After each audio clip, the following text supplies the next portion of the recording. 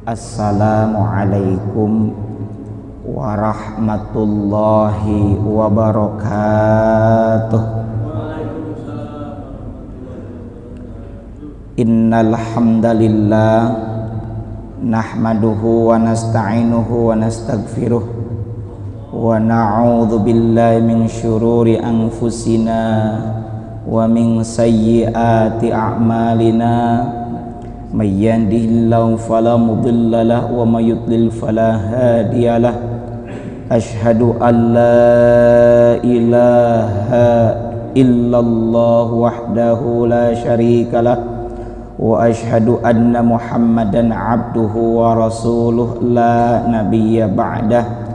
Allahumma salli wa sallim wa barik ala sayyidina Muhammad wa ala alihi wa sahbihi ajma'in. Amma ba'du. Subhanaka la ilma lana illa ma 'allamtana innaka antal alimul hakim. Rabbi shrah li sadri wa yassir li amri wahlul 'uqdatam min lisani yafqahu qawli. Rabbi zidni ilma warzuqni fahma birahmatika ya arhamar rahimin. Para bapak jamaah Masjid An-Nur PT Astra Komponen Indonesia yang mudah-mudahan senantiasa ada dalam rahmat dan ridha Allah Subhanahu wa taala. Pada kesempatan ini selain kita beristirahat, di mana Nabi juga sering beristirahat antara waktu seperti saat ini, yakni ba'da zuhur, yang disebut dengan qailulah. Meskipun kita tidak tidur, tapi kita istirahat itu niatkan qailulah. Siapa bilang sesuatu yang sifatnya duniawi tidak bisa bernilai ibadah? Justru secara fisik dan kasat mata istirahat, tapi bisa kita niatkan satu karena Allah supaya bisa melaksanakan peribadatan lainnya karena Allah. Yang kedua juga kita niat ittiba' sunnah Nabi, mengikuti sunnah Nabi Muhammad sallallahu alaihi wasallam, di mana beliau juga di waktu seperti saat ini qailulah. Sebaliknya di dalam kitab Ta'limut Ta'alim ada amal yang sifatnya ukhrawi atau keakhiratan, tapi karena buruknya niat maka itu tidak mendapatkan pahala dari Allah Ta'ala. Wal'iyadu billahi min dhalik. Kita juga manfaatkan berada di masjid ini. Selain tentunya tadi alhamdulillah kita sudah mendirikan salat zuhur berjamaah, kita niatkan juga di sini duduknya kita adalah dalam rangka i'tikaf. Yang kedua menghadiri halaqah majlis ilmu. Semoga hasil daripada pengajian ini berupa ilmu yang bermanfaat dan barokah. Kita lanjut masuk ke dalam surah Al-Humazah. A'udzu billahi minasy syaithanir rajim.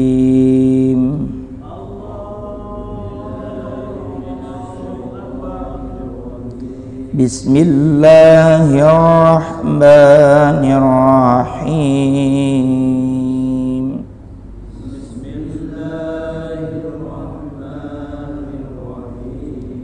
Wailul likulli humazatin lumazah.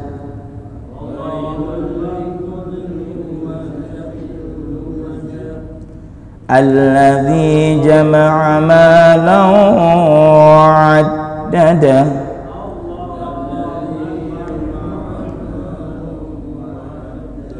Yahsabu anna malahu akhlada.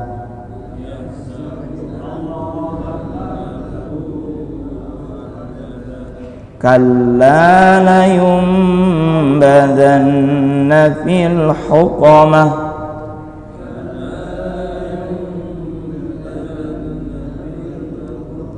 Wa ma adraka mal hutamah.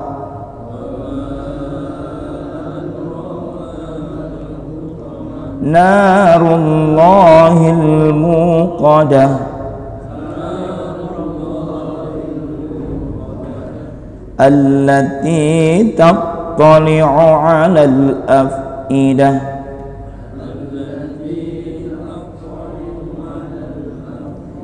innaha 'alaihim muqsadah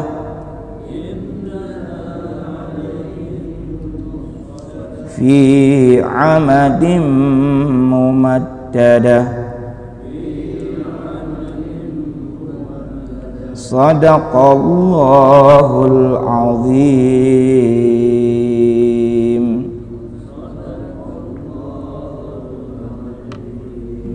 Baik, kita bahas dulu tajwidnya, karena Nabi bersabda, man qara'a harfan min kitabillah, siapa orang yang membaca satu huruf daripada kitabullah, yakni Al-Quranul Karim, maka apa kata beliau, man qara'a harfan min kitabillah falahu bihi hasanah, maka baginya adalah satu kebaikan, wal hasanatu bi asyri amsalihha, dan satu kebaikan itu dilipat gandakan 10 kali lipat.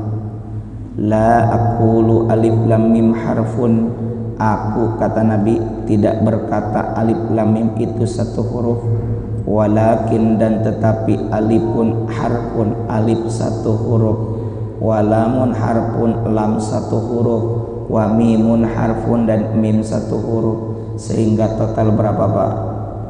3 huruf. Berarti berapa pahala kebaikannya? 30 kali lipat. Itu pun kita usahakan baca dengan baik dan benar. Dalam konteks inilah kita penting mendasari amal dengan ilmu. Kita sedekah, zakat, haji, bahkan kita sholat harus didasari dengan ilmu.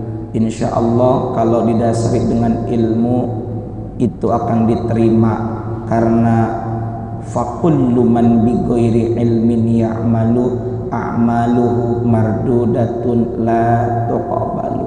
Siapa orang yang beramal tanpa ilmu, maka amalnya pun akan tertolak. Tadi kita tidur istirahat saja didasari dengan niat dan ilmu. Kalau tahu ilmunya, dasar niatnya baik, insya Allah dapat pahala dari Allah Subhanahu wa ta'ala. Dan supaya kita dapat pahala tiap huruf yang kita baca, maka kita pahami cara membacanya, tajwidnya. Mari kita lihat wailun, tulisannya wailun, tapi di sini dhammah tain bertemu dengan lam. Maka ingat, kita pernah membahas hukum nun mati dan atau tanwin. Ada yang pertama izhar, secara bahasa jelas. Bila mana nun sukun atau tanwin bertemu dengan salah satu huruf yang 6, hamzah, ha, ain, ha, ogin, kho, 6, maka bunyi n, ya, fathatain, kasratain, domatain, bunyi apa? Bunyi n, ya enggak? An, in, un.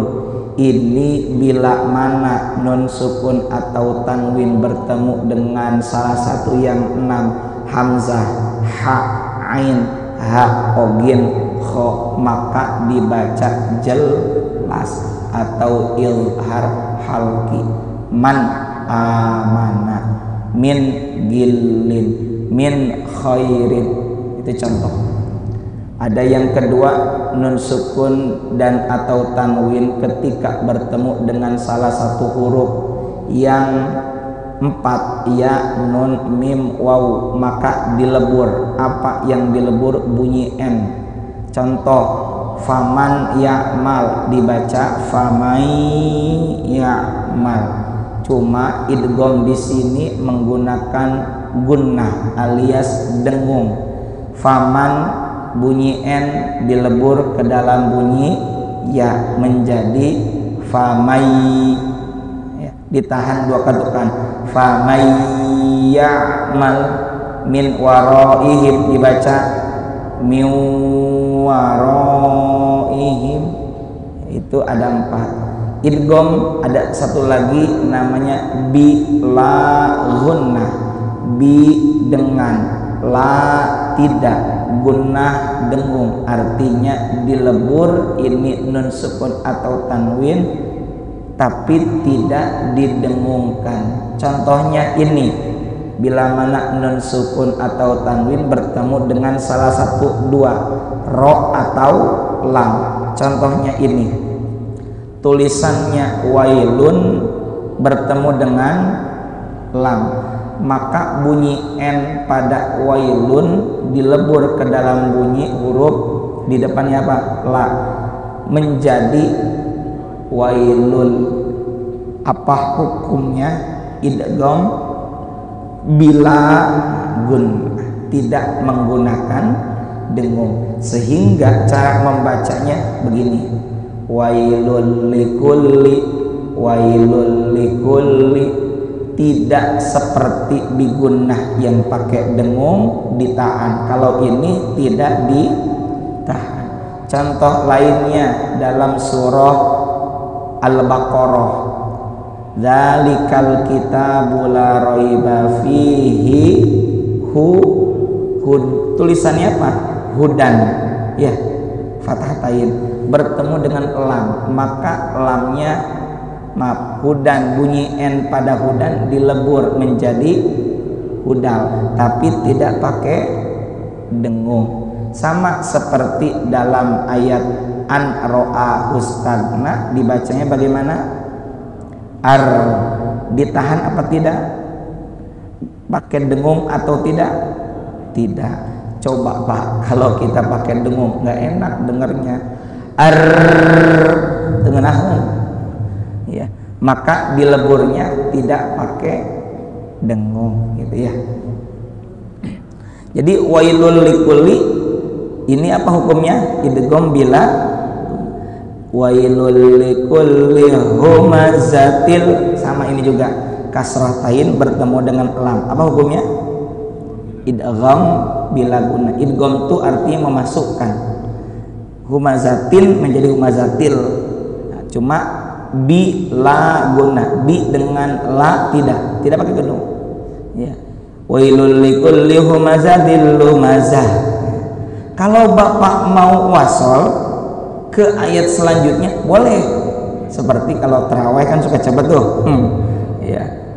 Begini caranya, lihat harokat terakhir di ujung huruf ayat tersebut dan lihat harokat dan huruf di awal ayat selanjutnya. Yuk tengok ayat keduanya apa? Alladzi jama'a malau wa, loh ini mati, maksudnya tidak hidup. Caranya bagaimana? Lihat, wailul likulli humazatin, berarti itu ada nun kecil, sehingga cara membacanya wailul likulli humazatil lumazatinil ladzi jama'a malau wa'ada. Sama persis seperti Al-Ikhlas, wasal dari ayat 1 ke ayat 2. Qul huwallahu, harakat terakhirnya apa? Ayat 1 ahadun, ya, bunyi n. Kemudian ada apa? Allahus somad. Maka cara melanjutkan, mewasolkannya adalah qul huwallahu ahadunillahus somad. Itu kalau wasol dan tidak berhenti dulu dan kuat napas, tidak nyuri napas. Kalau nggak kuat dan nyuri napas, contoh begini, ini contoh yang tidak untuk dicontoh. Qul huwallahu ahadunillahus somad. Udah berhenti aja kalau gitu mah. Berhenti di mana? Qul huwallahu ahad, Allahus somad. Kalau Kiai Muammar ZA, ya, beliau sih kuat napasnya. Kita juga sering diwasol, kalau al-ikhlas mah gampang. Rata-rata kalau lagi tahlilan. Cuma itu tadi, jangan nyuri napas. Kalau mau wasol lanjut dari ayat 1 sampai 4 boleh dengan syarat sekali napas. Bismillahirrahmanirrahim. Ya, mi lihat kasor. Bismillahirrahmanirrahim. Qul huwallahu ahadunillahus samadu lam yalid wa lam yulad wa lam yakul lahu kufuwan ahad. Enggak cepat-cepat amat itu. Ingat. Artinya masih benar menurut ilmu tajwid. Ya. Kalau di kampung ada sebagian, saya bilang sebagian, enggak semuanya. Qul huwallahu ahad, Allahu somad. Hu somad, salah itu. Hu harusnya apa? Allahus somad. Nah, di kampung kalau enggak tahu, pelan-pelan kita benerin dengan cara yang tepat. Khawatir kesinggung, pelan-pelan saja ya. Oke, kita lanjut. Wailul likulli humazatil lumazah alladzi mad tabi'i atau mad asli, panjangnya 2 ketukan. Ketukan tuh harokat tuh gerak.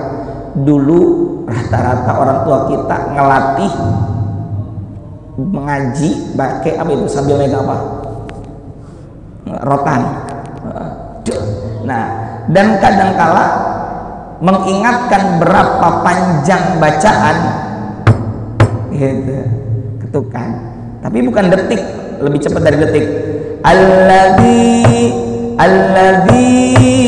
Alladzi jama'a ma, sama mato ya, lau idgham bi gunna, sebab fathatain bertemu dengan wa'ad dadah. Bedakan Pak antara ha dengan ha gitu. Segitu aja lah tajwidnya. Wailul likulli humazatil lumazah. Hati-hati kalau diwasol suka belibet lisan kita, pelan-pelan. Baik, para bapak jamaah sekalian, kita bahas tafsirnya. Surah Al-Humazah. Surah Al-Humazah ini termasuk golongan Makkiyah. Apa Makkiyah itu? Surah yang turun ketika Nabi sebelum hijrah, dan Nabi saat itu masih dakwah fokus di Makkah Al-Mukarramah. Saya pernah sampaikan ada 37 surah dalam juz Amma. Sekitar 2 surah menurut para ulama itu Madaniyah, selebihnya 35 adalah Makkiyah. Isi kandungan pokok-pokok dalam ayat-ayat yang turun ketika Nabi Makkiyah, golongan surahnya itu, atau Nabi berada di Makkah, isinya tentang ketauhidan ya, karena saat itu ketika di Makkah belum ada kewajiban mendirikan sholat. Sholat itu baru ada setelah peristiwa Isra Mi'raj, sekitar 1 tahun sebelum hijrahnya Nabi dari Makkah ke Yathrib. Surah Al-Humazah. Surah Al-Humazah ini kalau di dalam mushaf urutan ke-104, tapi berdasarkan turunnya wahyu urutan ke-32 setelah 30 Al-Qari'ah, 31 Al-Qiyamah, ini 32 surah Al-Humazah. Lalu apa asbabun nuzul, sebab turun ini surah? Menurut ulama Asy-Syaikh Wahbah Az-Zuhaili, beliau menjelaskan asbabun nuzul surah Al-Humazah ini, beliau sampaikan dalam tafsir Al-Munir bahwa ada namanya Imam Muqatil menegaskan ini surah turun tentang ada orang namanya Walid bin Mughirah. Dulu ada namanya Walid bin Mughirah, di mana ini Walid bin Mughirah selalu menggunjing Rasulullah SAW ketika tidak berada di hadapan beliau, dan bahkan mencela ketika berada di depan beliau. Bahkan nggak hanya Walid bin Mughirah saja, ada namanya Umayyah bin Khalaf juga melakukan hal yang sama. Ketika nggak ada, diomongin, gibah namanya. Karena gibah itu dari kata ghaba. Ada kata goib, ada nggak orangnya biasanya? Nggak ada ya. Makanya Pak, jangan mau gaul, jangan mau kumpul dengan orang yang suka ngomongin orang. Kenapa? Karena sekalinya kita nggak ada, kita yang dijadikan objek omongan. Betul apa betul? Oh, kenceng amat nih, kayak curhat nih. Iya. Lagian istilahnya juga Pak, istilahnya nih dari mulut ke mulut. Kalau kata orang Bogor, uyuhan tegeleh tisungut kasungut. Kalau itu dalam bentuk fisik permen karet saja, dari mulut ke mulut geleh ya, geleh itu jijik ya. Ini nggak nampak, tapi yang nggak nampak ini justru akan nampak di yaumil akhirat.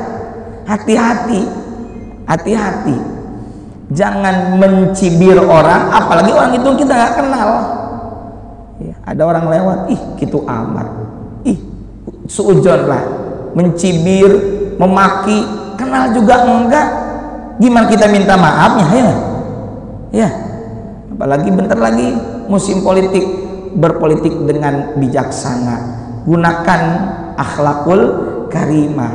Biarin orang mau nyalek, biarin orang mau jadi di desa ada pilkades, bodoh amat ya. Jangan sampai kita nggak kenal, ada foto caleg, ada foto calon kepala desa atau calon bupati, calon apa kek ya, pos bener lah, kenal juga enggak, urusan sama situ apa, gimana minta maafnya ya nggak gitu. Urusan dia punya dosa, punya urusan dia gitu loh.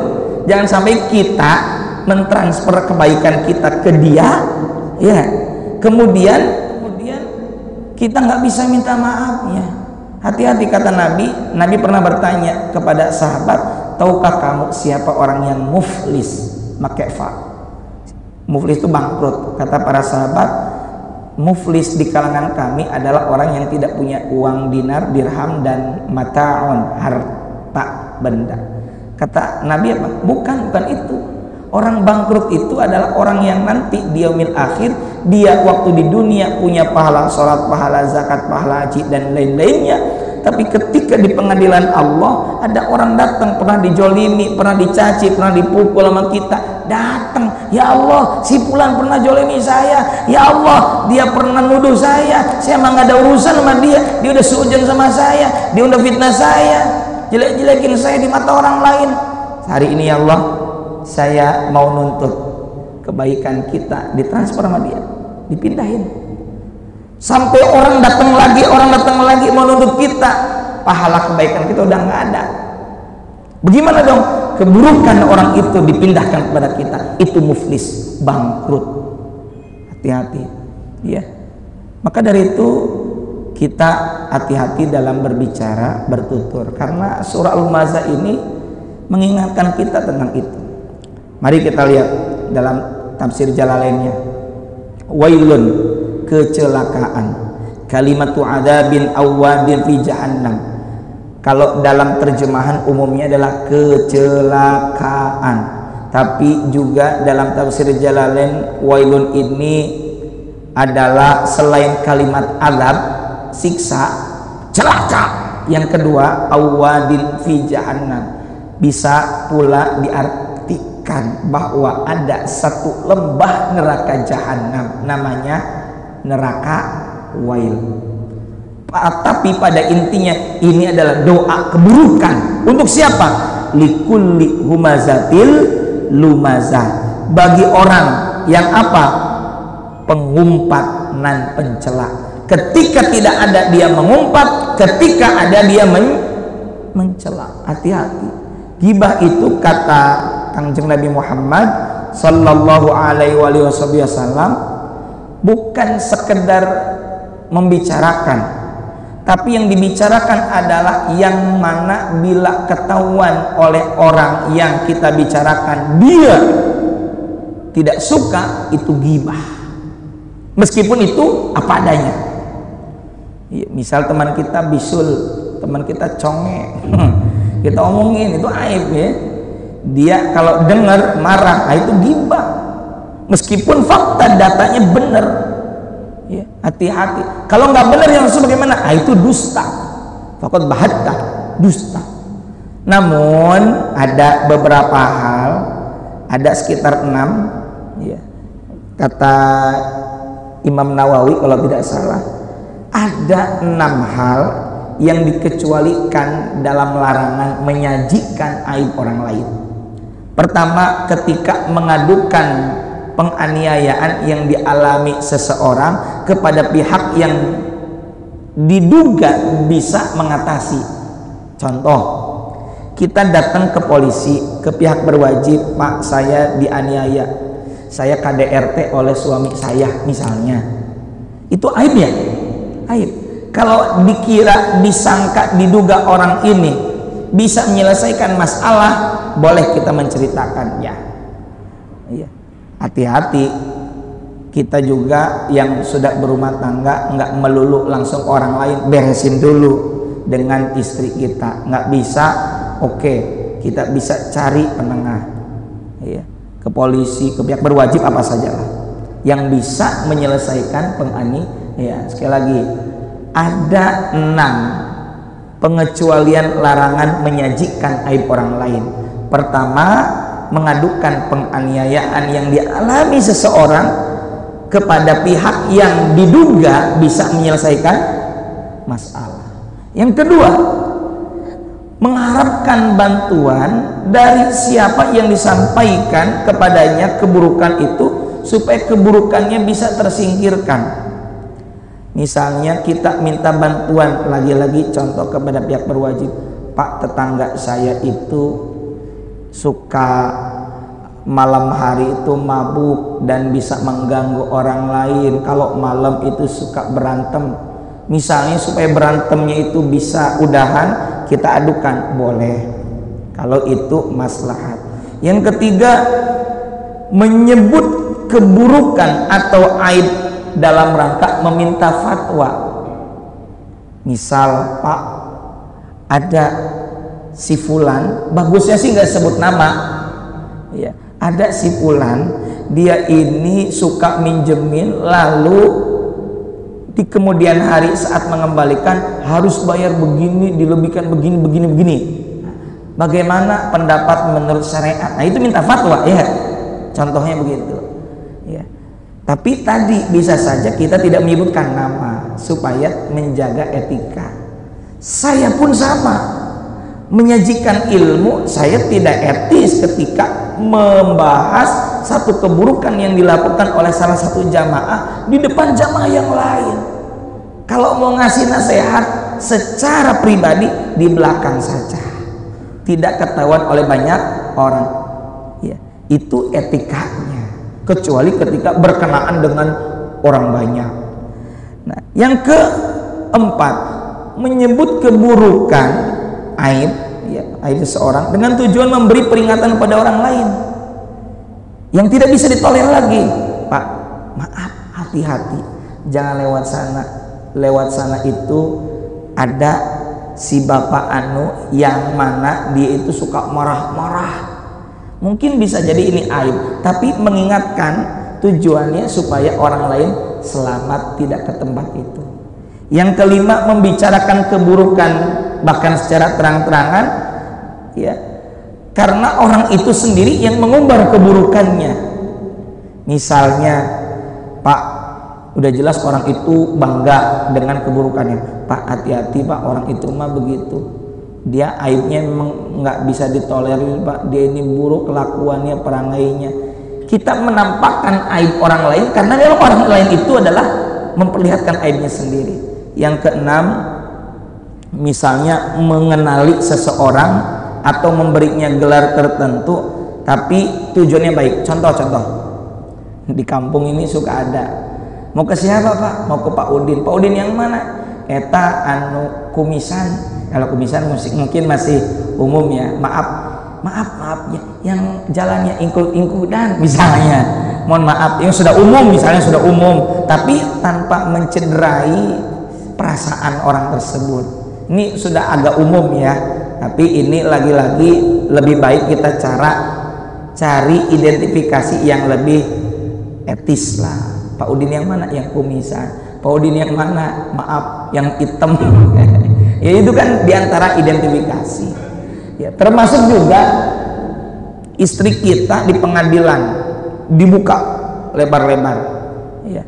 Atau bisa jadi yang kemarin sedang rame apa itu pengadilan, bisa nonton tapi nggak ada suaranya, mungkin itu ada sifatnya aib mungkin gitu ya, tapi disajikannya di depan itu doang ya, karena beda antara kita yang hadir di lokasi dengan kita yang ngedengar di luar ya nggak. Bapak-bapak kita sedang ngaji di masjid di kampung, kedengar pengarah suara keluar ya, itu ngaji tek itu amat, itu kan di luar gitu ya. Kalau beda lagi dengan yang hadir di tempat, mungkin husnudzon saya begitu. Oke, kita lanjut. Celakalah bagi orang yang apa tadi? Orang yang pengumpat dan pencela. Siapa yang dimaksud di ayat pertama itu?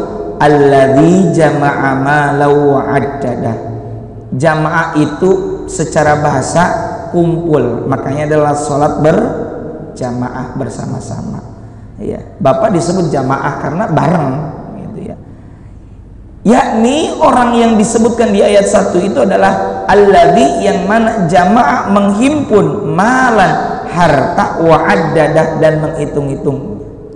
Para bapak, setelah ayat yang sebelumnya itu mengecam pengumpat dan yang suka ngejek ya, bahwa ayat ini, ayat pertama ini memang mengisyaratkan bahwa salah satu sebab perbuatan itu, yakni mengumpat dan mengejek itu adalah orang yang suka menghimpun harta yang banyak dan sering kali ngitung-ngitung, dan itu dilakukan kenapa? Yahsabu annama lahu akhlada. Dia mengira bahwa hasabah itu cukup, bahwa cukup bahwa malau hartanya itu akhladahu, mengekalkannya. Dulu ada buah yang dikenalkan oleh iblis kepada Adam, disebut buah khuldi pakai da. Ini bukan Allah yang menyebutkan, tapi oleh iblis. Karena menurut iblis, Dam, kalau kamu ingin kholada, apa kholada itu? Kekal di surga, nih makan buah. Allah nggak menyebut apa-apa, Allah cuma bilang wala taqraba hadhihi syajarah, dan janganlah kamu berdua Adam dan Hawa dekati ini pohon ya, jangankan pohon, maaf, jangankan mendekat, maaf, jangankan memakan, mendekatinya saja tidak boleh. Kalau kamu dekati bahkan memakannya, fatakuna minadh dhalimin, maka kamu berdua termasuk orang-orang yang zalim, teraniaya, dosa, gelap hati. Na'udzubillahi min dzalik. Jadi akhladah itu kekal. Ini orang yang ngumpat, yang mencela. Biasanya kalau mencela, mengumpat, menjelekan orang lain dan menganggap dirinya hebat, baik, dia menghitung-hitung harta orang lain, miskin, dia ngitung-hitung, dan dia menduga bahwa hartanya itu dianggap cukup bisa mengekalkannya ya, dianggap dengan harta bisa selamat. Oh enggak ya, hati-hati ya. Bahkan dalam surah Al-Hujurat ayat 11 diisyaratkan salah satu sebabnya, yaitu bahwa orang yang mengejek, kalau mengejek, menjelekkan orang lain, menghinakan, merendahkan orang lain, dan menganggap dirinya memiliki kelebihan atau merasa lebih baik daripada orang yang diejek. Itu sebabnya sehingga dalam ayat tadi ya, ayat berapa sih? Ayat 11 saya sebutkan tadi, Al-Hujurat, Allah berfirman begini, Bismillahirrahmanirrahim, ya ayyuhalladzina amanu, hai orang-orang yang beriman, la yaskhar qaumun min qaumin, ya, janganlah satu kaum dengan kaum yang lain saling mengejek ya. Sakhara itu kan rendah, menundukkan, saling merendahkan, mengejek, jangan ya. Kenapa? asa ayyakunu khairan minhum, boleh jadi mereka yang diejek justru itu lebih baik dari mereka yang mengejek. Nggak boleh mengejek. La tahtakir mandunak, jangan merendahkan, meremehkan orang lain. Dan jangan kira bahwa harta itu bisa mengekalkan kalau tidak didasari dengan iman. Kalau hartanya kita tanda petik titipkan ke majelis taklim untuk dana syiar Islam, dititipkan ke anak yatim untuk membiayai sekolah dan biaya hidupnya, dititipkan ke masjid untuk perawatan dan pemakmuran masjid, insya Allah akan ketemu menjadi pahala, akan menjadi sedekah jariyah. Orangnya telah meninggal tapi pahalanya akan terus mengalir. Jangan dihitung-hitung doang, nggak akan ada untungnya. Kalla layumbadanna fil hutamah, tidak, ya, tidak aturnya, tidak akan kekal sebab harta. Layumbadanna fil hutamah, dia pasti akan dilemparkan fil hutamah, ke neraka al-hutamah. Ayat yang lalu, yakni ayat 3, 2, dan 1 menegaskan bahwa yang ngumpat, yang pengumpul dan menghitung-hitung harta, dia akan menduga harta akan mengekalkannya. Maka ayat ini 4 dan 5, ayat 4, 5 lumaza ini justru membantah dugaan bahwa harta bisa mengekalkan, bahkan sambil dibantah oleh Allah. Kalla, tidak begitu, tidak benar anggapan orang-orang yang ngumpat, yang ngitung-ngitung harta, duga bahwa hartanya bisa mengekalkannya. Justru mereka pasti akan dilemparkan ke neraka hutamah. Wa ma adraka mal hutamah, apa itu neraka hutamah?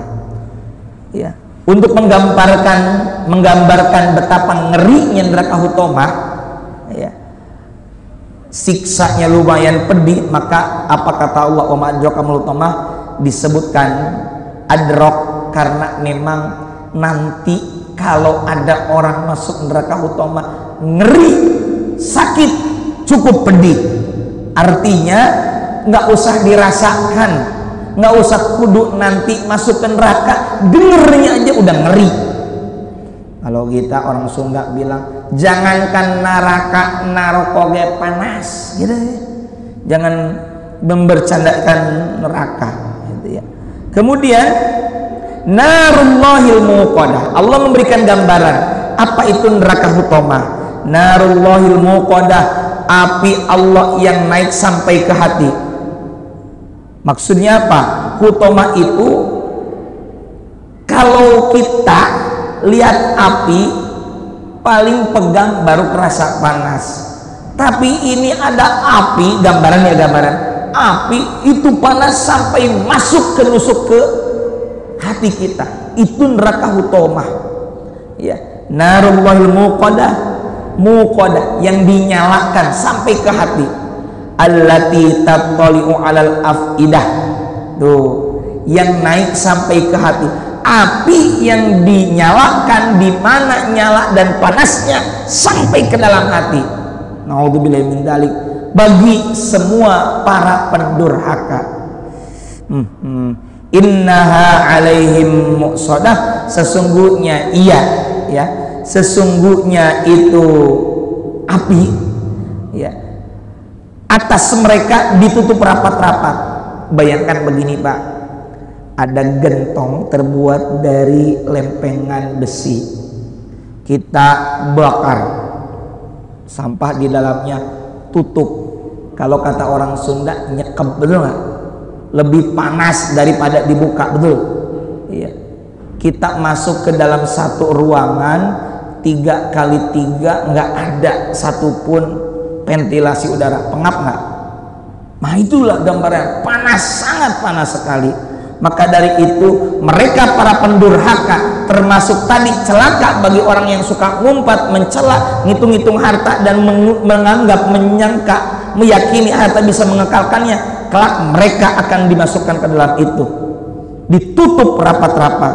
Innaha 'alaihim muqsadah fi amadim mumaddadah, pada tiang-tiang yang panjang, ya.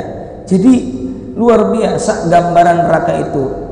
Al-Quran hanya menggambarkan, tapi kita sebagai orang beriman meyakininya. Nggak perlu kita harus tahu detail, kita dengan digambarkannya, diumpamakannya saja kita ngeri. Karena itu ayo mudah-mudahan kita semua dengan adanya istilahnya alarm dari Allah Ta'ala, peringatan dari Allah Ta'ala, jangan kerjakan perbuatan-perbuatan buruk seperti yang disebutkan di ayat 1 ayat kedua ini. Dibalik, dilawan dengan cara apa? Kita justru malah menyajikan manis bahasa, manis budi, sehingga kita bisa berinteraksi, bergaul dengan siapa saja dengan baik. Dan itu insya Allah menjadi asbab orang lain mengenal Islam, di mana Islam itu penuh dengan akhlakul karimah, akhlakul mahmudah. Dan adapun yang dianugerahkan oleh Allah kelebihan harta, gunakan harta itu untuk zakat, infak, sedekah dan kebermanfaatan lainnya, sehingga bisa menolong kita bahagia dunia, bahagia akhirat, selamat dunia, selamat akhirat. Ini saja, mudah-mudahan ada manfaat dan barokahnya. Shadaqallahul azim. Allahumma rahamna bil Qur'an waj'alhu lana imama wa nura wa huda wa rahmah. Allahumma dzakkirna minhu ma nasina wa 'allimna minhu ma jahilna warzuqna tilawatahu ana al-laili wa atrafan nahar waj'alhu lana hujjatan ya rabbal alamin. Alhamdulillah, amin. Wallahul muwaffiq. Assalamualaikum warahmatullahi wabarakatuh.